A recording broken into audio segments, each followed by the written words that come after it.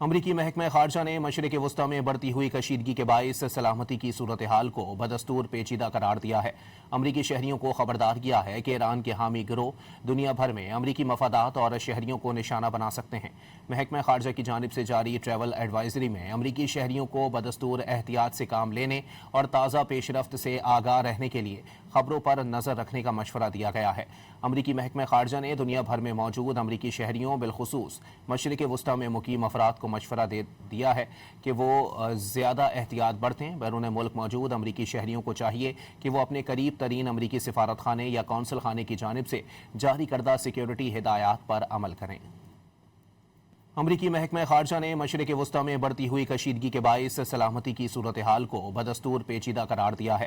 امریکی شہریوں کو خبردار کیا ہے کہ ایران کے حامی گروہ دنیا بھر میں امریکی مفادات اور شہریوں کو نشانہ بنا سکتے ہیں۔ محکمہ خارجہ کی جانب سے جاری ٹریول ایڈوائزری میں امریکی شہریوں کو بدستور احتیاط سے کام لینے اور تازہ پیش رفت سے آگاہ رہنے کے لیے خبروں پر نظر رکھنے کا مشورہ دیا گیا ہے۔